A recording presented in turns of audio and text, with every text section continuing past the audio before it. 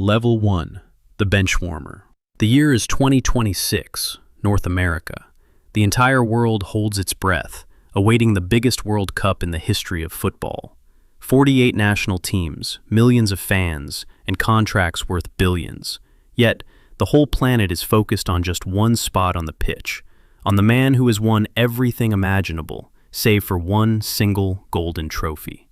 For you, this tournament is more than just sport. It is a final, uncompromising battle against time itself, against the system, and against the billions who dream of seeing you fall. This is your last dance, and you will make them watch until the very end. You are 41 years old.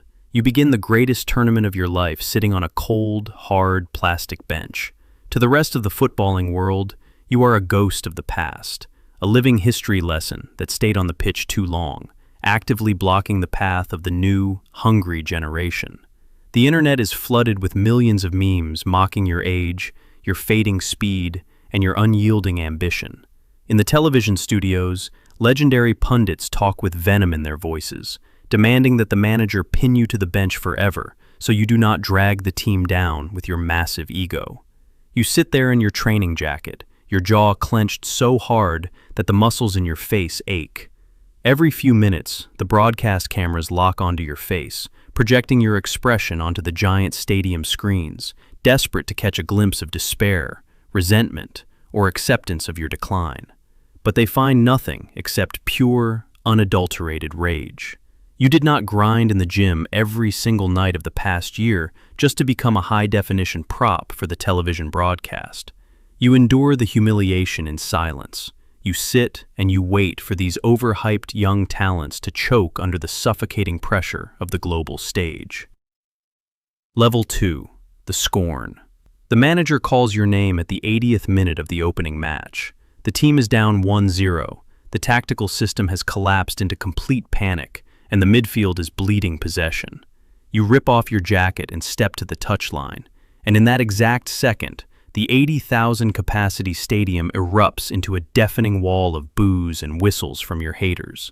Your very first touch of the ball ends with a young, arrogant defender sliding directly into your legs, wiping you out with brute force as the entire stadium laughs.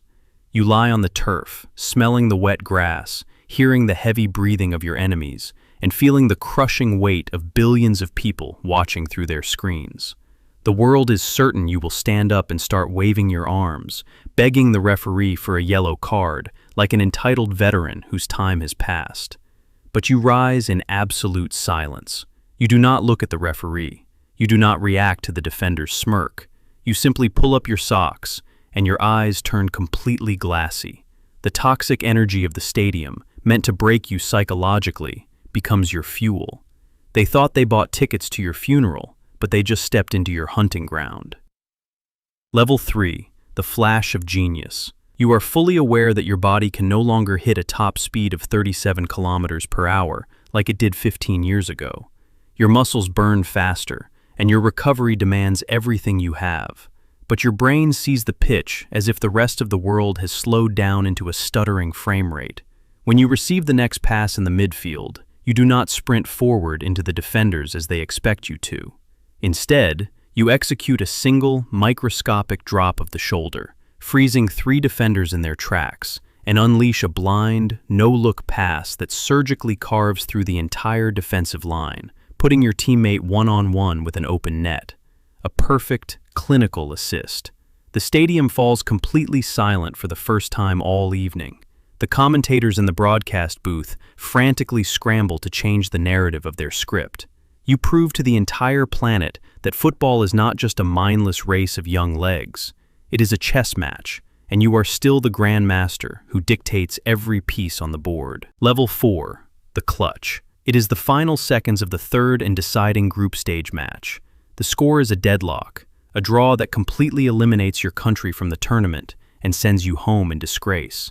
The referee blows his whistle and awards a free kick 25 meters out from the goal. This is your moment.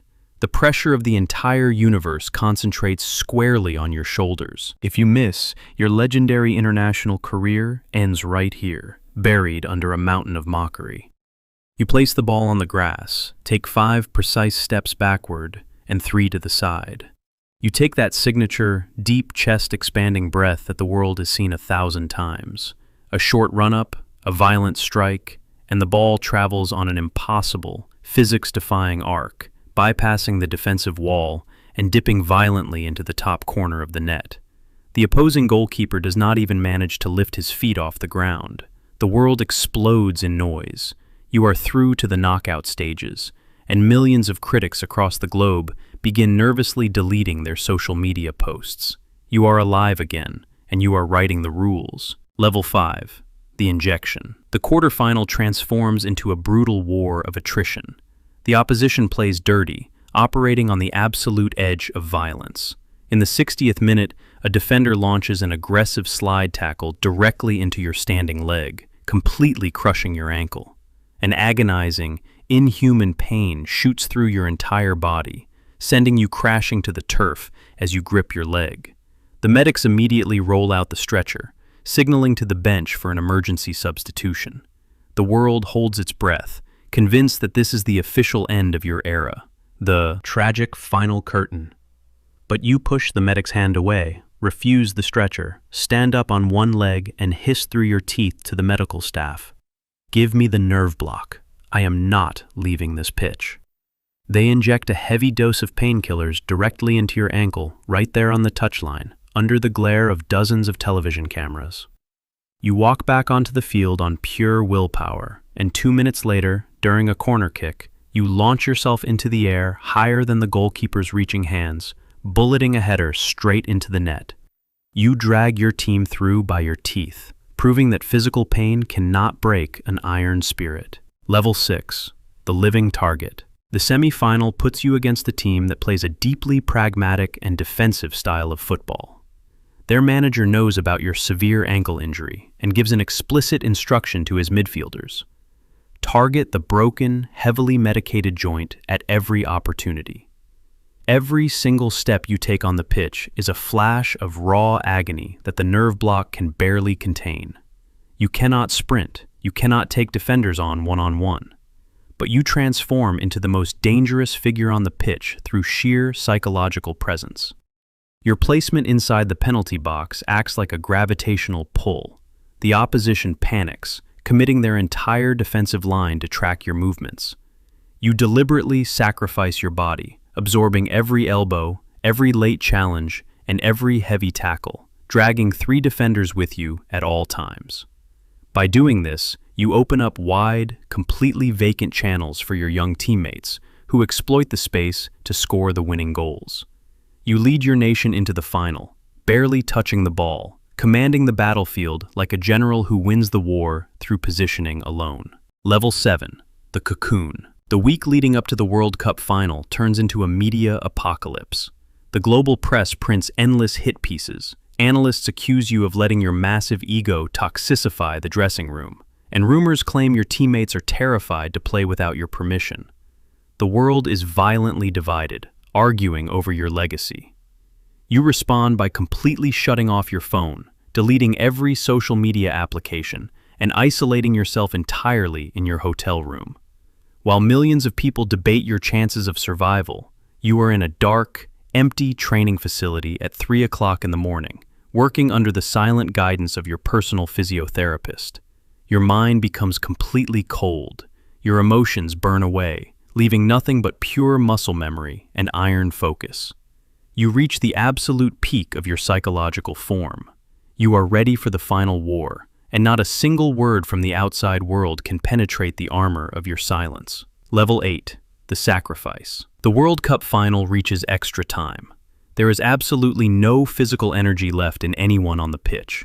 Lungs burn from a severe lack of oxygen, muscles are locked in cramps, and the effects of the powerful pain-killing injections wore off an hour ago. The opposition throws their entire multi-billion-dollar attack forward, desperate to break your team. In this critical moment, you do something no one in the stadium expects from a pure striker.